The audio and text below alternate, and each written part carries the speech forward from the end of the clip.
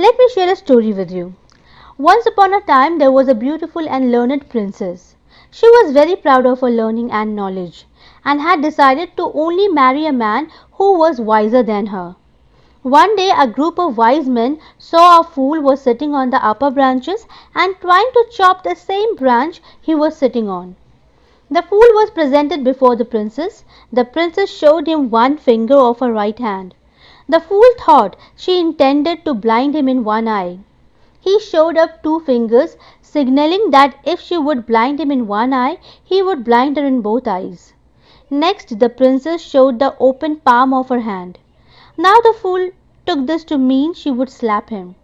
He showed a fist, punch, to signal he would punch her in return. Any guesses whom I am talking about? Yes, friends, this man was none other than Kalidas, India's greatest Sanskrit poet and dramatist. The thing is, we shouldn't underestimate anyone. A foolish man like Kalidas transformed into a wise scholar man. Not only this, he has written many interesting books to read. His contributions are great and commendable. Hello there, Yasmin here from My Education My Power, and today we'll discuss an inspirational story, A Truly Beautiful Mind, from the book Beehive, Class 9. Let's know some interesting fact about the author. Einstein was a German mathematician and physicist who developed the special and general theories of relativity. In 1921, he won the Nobel Prize for Physics for his explanation of the photoelectric effect. In the following decade, he immigrated to the US after being targeted by the German Nazi Party. His work also had a major impact on the development of atomic energy.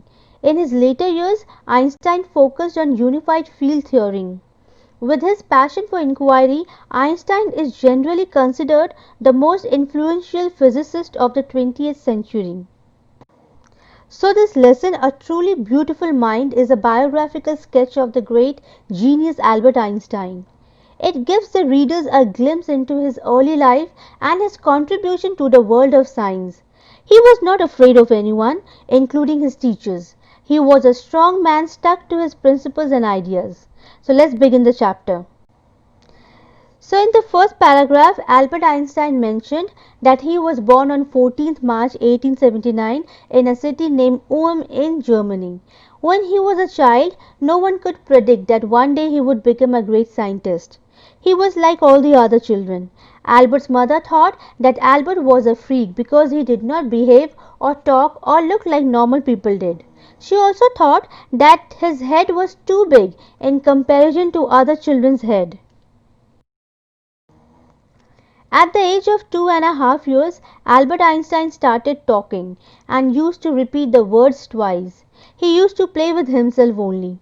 From the very beginning, since his childhood, he loved mechanical toys. When his sister Maja was born and he looked at her, he could not see her feet. He was wondering where the baby's wheels were. That means the feet of the baby.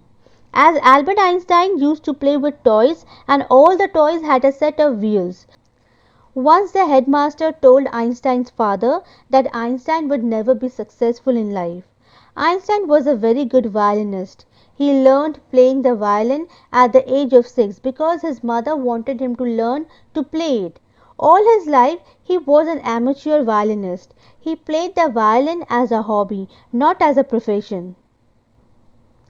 Albert Einstein was a good student. When he was 15 months old, his family had moved from Ulm to Munich. He got admission in the school and scored good marks in almost every subject.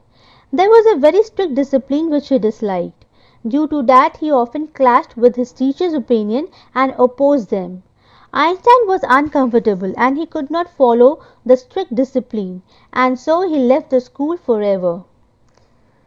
When Albert Einstein left the school 1 year before that, his parents had moved to another city, Milan, which is in Italy. Albert was left behind in Munich with his relatives. He had a long discussion with his family, relatives, and finally he convinced his parents so that he could continue the school in German-speaking Switzerland. Einstein was good at studies, especially in mathematics, and also had interest in physics. Once he finished school, he joined the university in Zurich. Science was not the only thing that appealed to Einstein, who was a very handsome young man. Other than science, he had interest in something else also. Other than maths and physics, Albert Einstein liked one of his fellow students. Her name was Mileva Maric.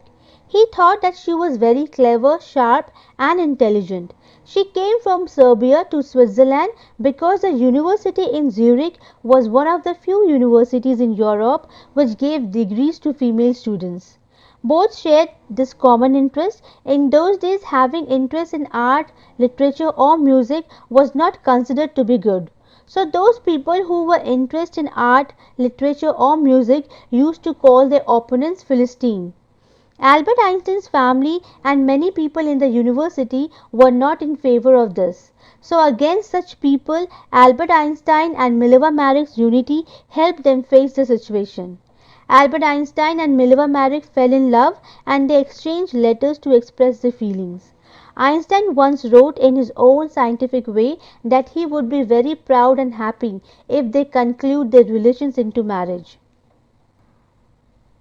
In the year 1900, Albert Einstein was 21 years of age and he completed his graduation from the university but was unemployed.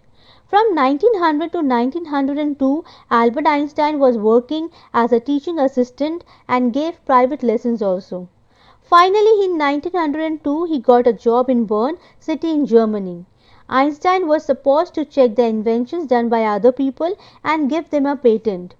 On the other hand, secretly he was making his own inventions too. Einstein later set the desk drawer as theoretical physics because from there only he worked on his inventions. In the year 1905, Einstein published his first paper. It was about special theory of relativity. In this publication, it was written that the measurement of time and distance is not absolute.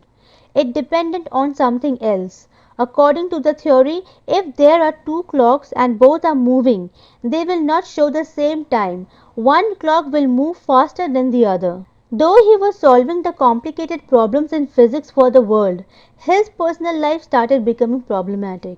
He started to fail in his personal life. Albert Einstein wanted to marry Mileva Maric soon after he finished his studies, but his mother, Pauline Einstein, was against of this. Pauline thought that Mileva Maric, who was 3 years older to Albert Einstein, was very old for him. As his mother was against this marriage, he cancelled his wedding with Mileva. Albert Einstein married Mileva Maric in the year 1903 and they had two sons. Their marriage failed. Being a housewife, Mileva Maric could not cope with her ambitions. She could not fulfill her ambitions and so was unhappy from this marriage. So finally in the year 1919, after prolonged fighting, both of them separated. Albert Einstein married the second time with his cousin Elsa. At the time Einstein married Elsa, Einstein became world famous. Everyone acknowledged him as a great scientist. In the year 1915, he published one more paper which was based on general theory of relativity which gave a new interpretation to gravity. In the year 1990, there was a solar eclipse which proved that Albert Einstein's general theory of relativity was correct. Albert Einstein had calculated in the year 1915 that in the year 1990 there would be a solar eclipse. Due to it, the apparent positions of the stars would change to some extent.